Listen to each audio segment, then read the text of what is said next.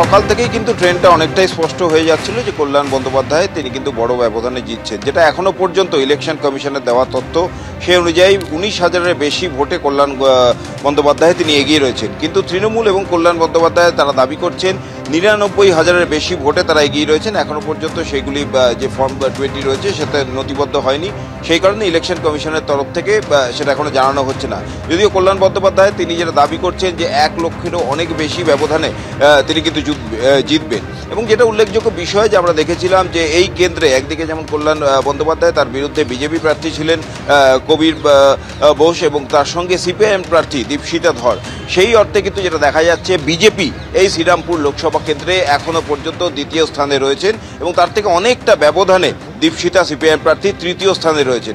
স্বাভাবিকভাবেই বুঝতে পারছো যে এখনো পর্যন্ত যে জয়ের ব্যবধান দেখা যাচ্ছে কল্যাণ বন্দ্যোপাধ্যায়ের, তিনি যেটা দাবি করছেন প্রায় 99,000-এর বেশি ভোটে তিনি এখনো এগিয়ে রয়েছেন। আর কিছুক্ষণের মধ্যেই 8ম রাউন্ড গণনা শেষ হয়ে গিয়েছে এবং ইলেকশন কমিশনের তরফ থেকে যে নথিটা আছে সেখানেও দেখা যাচ্ছে 20,000-এর বেশি ভোটে কল্যাণ বন্দ্যোপাধ্যায় তিনি এগিয়ে রয়েছেন। দক্ষিণ কলকাতা লোকসভা কেন্দ্রে ইতিমধ্যে প্রায় 66,000 ভোটে এগিয়ে রয়েছেন তৃণমূল প্রার্থী মালা রায়। আর এই মুহূর্তে তিনি এসে পৌঁছেছেন বাবা সাহেব আম্বেদকর যে এডুকেশন ইউনিভার্সিটি সেখানে। মালাদি বিভিন্ন কাউন্টিং স্টেশনে ঘুরছেন, 7টা কাউন্টিং স্টেশন। এই দফায় দফায় কখনো 60, কখনো 65, কখনো 66 দফায় দফায় বেড়ে চলেছে। মার্জিন কোথায় গিয়ে থামাবে? অনেক মার্জিন হবে গতবারের থেকে, এইটুকু আমি অনুভব করতে পারছি। আর দ্বিতীয় কথা হচ্ছে যে এখনও তো সবে 4-5 রাউন্ড হয়েছে এখানে, এখনও বালিগঞ্জের মতো কনস্টিটুয়েন্সিতে আমাদের 20 রাউন্ড মতো চলবে। সুতরাং দেখা যাক এখানে যদি এত মার্জিনে 20 রাউন্ড শেষে কী দাঁড়ায়, সেটা তো এখন দেখার ব্যাপার আছে। সব জায়গাতেই লিড করছি আমরা, সব জায়গাতেই।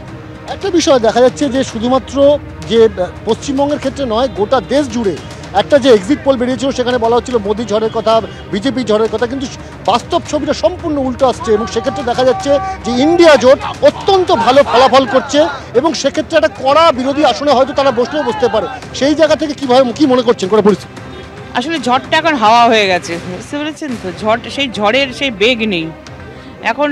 দিনের শেষে বোঝা যাবে সব আসনে লিড করলে যে ইন্ডিয়া জোট কত পাচ্ছে আর এনডিএ কত পাচ্ছে, সেটা দেখা যাবে। তো পশ্চিমবাংলার ক্ষেত্রে একটা বিপুল ঝড়, এখানে হাওয়া নয় কিন্তু ঝড়। কারণ এখানে এত আসনে জিতবে বোধহয়, এটা বোধহয় অনেকেই কল্পনা করতে পারেনি।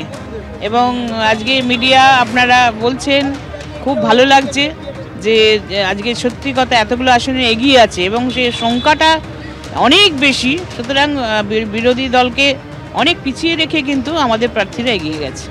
একটা জিনিস বলুন যে 2019-এর যে ভোট হয়েছিল সেই ভোটে দেখা গেছিল এ রাজ্যে বিজেপি অনেকগুলো আসন, প্রায় 18টা আসন পেয়েছিল। সেই জায়গা থেকে এই লড়াইটা 21-এর নির্বাচনে জিতে আসা এবং তারপর 24-এ এই যে ফলাফলের সামনে আপনারা দাঁড়িয়ে রয়েছেন, এই লড়াইটা কতটা কঠিন ছিল? না শুনুন, এত বেশি প্রপাগান্ডা হয়েছে, এত বেশি মেলাইন করা হয়েছে দলকে, এবং তাবড় নেতারা যেভাবে মেলাইন করছিল পশ্চিমবাংলাকে এসে, সেখানে মনে হচ্ছিল মাঝে মধ্যে কি জানি কতটা কী দাঁড়াবে। কিন্তু আমরা আশাবাদী ছিলাম, কারণ আমাদের নেত্রী মমতা বন্দ্যোপাধ্যায়, অভিষেক বন্দ্যোপাধ্যায় এরাও খুব আশাবাদী ছিল, কারণ তারা সারা বাংলা জুড়ে এরা অনুষ্ঠান করেছে, তারা মিছিল করেছে, পদযাত্রা করেছে, সব করেছে। ওরা কিন্তু খুব কনফিডেন্ট ছিল যে রেজাল্টটা কোথায় গিয়ে দাঁড়াবে। এবং কঠিন কিছু নয়, তখন একটা 2019-এ একটা মোদির ঝড় ছিল, এখন আর ঝড়টা নেই। একটা কথা বলুন, শেষ যে ইন্টারভিউ প্রধানমন্ত্রী দিয়েছেন বিভিন্ন জায়গায়, তিনি বারবার দাবি করেছিলেন সবচেয়ে ভালো ফলাফল যদি কোথাও হয় সেটা পশ্চিমবঙ্গে, কিন্তু দেখা যাচ্ছে বাস্তব ছবি সম্পূর্ণ উল্টো। বিধানসভা ক্ষেত্রে একই ব্যাপার হয়েছে, লোকসভার ক্ষেত্রে একই ব্যাপার হলো। বিধানসভা তারা বলেছিল তারা গভর্নমেন্ট ফর্ম করবে, আর হয়নি। লোকসভা তো প্রচুর আসন নেবে, যেটা বলেছিল ওরা পাবে, সেই স্বপ্নটা বোধহয় বৃথা হয়ে যাচ্ছে, ক্রমশ ম্লান হয়ে যাচ্ছে, ক্ষীণ হয়ে যাচ্ছে।